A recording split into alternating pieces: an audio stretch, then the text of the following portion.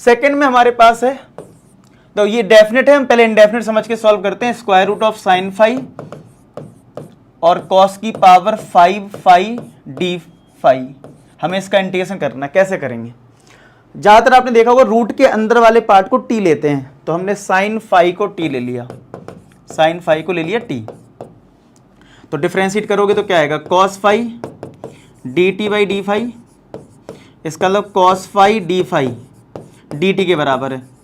तो एक cos phi d phi तो मतलब डी टी के टर्म में आ जाएगा, लेकिन यहाँ पे तो कॉस की पावर 5 है, तो आप एक काम करिए पहले इसको सिंप्लीफाई करने के लिए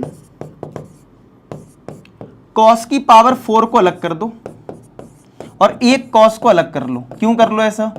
क्योंकि सीधी सी बात है, ये कॉस फाई डी फाई, ये कॉस फाई डी फाई अलग हो जाएगा, डी टी बन जाएगा, तो ये अलग कर दिया मैंने।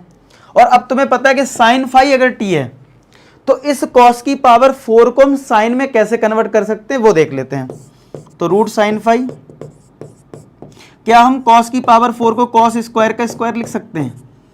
आप कहोगे सर कोई दिक्कत नहीं है, लिख लो, क्या दिक्कत है। और कॉस स्क्वायर थीटा क्या होता है? 1 माइनस साइन स्क्वायर थीटा, तो वो लगा देते हैं। तो कितना आ जाएगा? देखो, integration of square root of sine phi, cos square है 1 माइनस का साइन स्क्वायर फाई का whole square cos phi d phi. ठीक है, क्या हो जाएगा? देखो, square root of sine phi और कॉस स्क्वायर फाई क्या होता है? 1 माइनस साइन स्क्वायर फाई का होल स्क्वायर और into cos phi d phi. ये चीज क्लियर होगी? चेक कर लो इस चीज को कि root sine phi into cos square होता है 1 माइनस साइन स्क्वायर फाई और होल स्क्वायर है, और ये कॉस फाई डी फाई। अब वैल्यू पुट कर दो। चलो, हमने साइन फाई को टी माना है, तो ये रूट टी हो गया।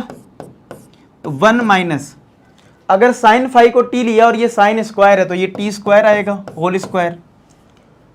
Cos phi d phi d t है, तो ये डी टी बन गया। अब इसको सॉल्व करते हैं, तो root T bracket A minus B का whole square, A square plus B square minus 2ab, यही तो आएगा। अब रूट टी का सब में मल्टीप्लाई करिए, ठीक है, तो रूट टी का मल्टीप्लाई कर देते हैं। तो रूट टी का मल्टीप्लाई जब इसमें होगा तो यहाँ तो रूट टी है। अच्छा, रूट टी का मतलब क्या है? चलो, टी की पावर 1/2 लिख लो, 1 प्लस टी की power 4 minus 2t square D T. अब मल्टीप्लाई करो, तो ये टी की पावर 1/2, जब ये इसमें मल्टीप्लाई होगा तो बेस से में पावर ऐड होगा, यानी कि 4 प्लस 1/2, तो 8 प्लस 1, टी की पावर कितना आएगा? 9/2 माइनस 2, इसमें करोगे तो 2 प्लस 1/2, तो क्या ये 5/2 आएगा? तो इतना का इंटीग्रेशन हमें करना है। अब ये 3 टर्म बन गए इनके अलग अलग, और 2 इंटू टी की पावर दिस। ठीक है, अब अलग अलग इंटीग्रेशन कर देते हैं, तो कर देते हैं भाई अलग अलग इंटीग्रेशन। देखो, टी की पावर 1/2 का इंटीग्रेशन, फिर टी की पावर 9/2 का इंटीग्रेशन, 2 बाहर कर दो कांस्टेंट टर्म में, टी की पावर 5/2 का इंटीग्रेशन। अभी देखो इंडेफिनिटी चल रहा है पूरा। अच्छा, अब यहाँ पे टी की पावर 1/2 यानी एक्स की पावर एन का फॉर्मूला क्या होता है? एक्स की power n plus 1 upon n plus 1, यानी टी की पावर 3/2 अपॉन 3/2 आएगा।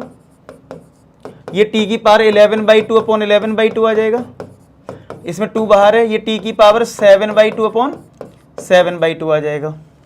तो ये 2 ऊपर पहुंच गया, तो 2/3 टी की पावर 3/2, ये आ जाएगा 2/11 टी की पावर 11/2। ये 2 ऊपर गया तो ये 4/7 टी की पावर 7/2। फाइनली हमारा टी के टर्म में ये इंडेफिनिट इंटीग्रेशन सॉल्व हो गया है। अब मैंने आपको पहला जैसे क्वेश्चन बताया था कि आप या तो टी को पुट करो, ये साइन फाई, या फिर टी में ही सॉल्व कर लो। तो क्या जरूरत है टी को पुट करने की? ठीक है, आप यहीं पे लिमिट लगा लो, किसकी? टी की लगा लो। अब टी की लिमिट कैसे आएगी? देखो, अगर यहां लिमिट डी फाई दे रखा है, डी फाई, तो ये फाई की लिमिट है 0 और π/2। तो अगर तुम्हें टी के निकालनी है तो जहां से आपने सब्स्टिट्यूट करा वहां रखो फाई की वैल्यू। तो अगर 0 रखोगे इसमें 0, तो साइन फाई को 0 रख दिया तो साइन 0 हो गया, और साइन 0 क्या होता है? 0, तो टी कितना आया? 0, तो यहां तो 0 ही आया। फिर आपने फाई की लिमिट π/2 यहां रखी, तो साइन π/2 साइन 90 कितना होता है? 1, तो टी की लिमिट क्या आ गई? 1 आ गई। तो अपर लिमिट रख लो, फिर लोअर लिमिट रख लो। चलो अपर लिमिट रखते हैं। अब 1 की पावर 3/2, टी की जगह आप 1 रखोगे तो ये तो 2/3 आएगा, क्योंकि ये तो 1 की पावर कुछ भी 1 रहेगा। ऐसे ये 2/11 आएगा और ऐसे ये माइनस का 4/7 आएगा, फिर बीच में माइनस आएगा। अब लोअर लिमिट जब आप रखोगे 0 0 0, ये सारे टर्म 0 ही आएंगे। बस इसको सॉल्व कर लेते हैं। तो एलसीएम कितना आ जाएगा, 3 × 11 33 × 7 21 231, तो 231 एलसीएम आ गया। अब ये 3 से डिवाइड होगा तो 77 आएगा। अब देखो खुद से कैलकुलेशन करो यहाँ से, 77 का मल्टीप्लाई अगर 2 में करेंगे कितना आएगा, 154।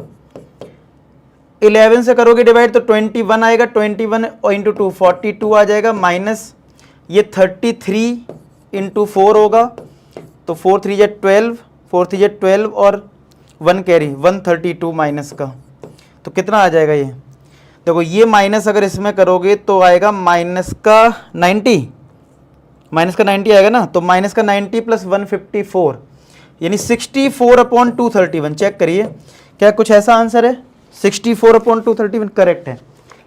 तो ये आ गया आंसर, और आप खुद से करो कैलकुलेशन तो बढ़िया है। समझ में आया ये वाला स्टेप। तो आप टी को ही पुट कर दिया करो यार, ठीक है, कोई जरूरत नहीं है साइन फाई में पुट करने की। तो उम्मीद करता हूँ कि ये क्वेश्चन समझ में आया हो। अगर अच्छा लगा तो आप फीडबैक जरूर बताएं वीडियो में कि आपको ये क्वेश्चन समझ में आ रहा है कि नहीं आ रहा है, ठीक है। नेक्स्ट देखो।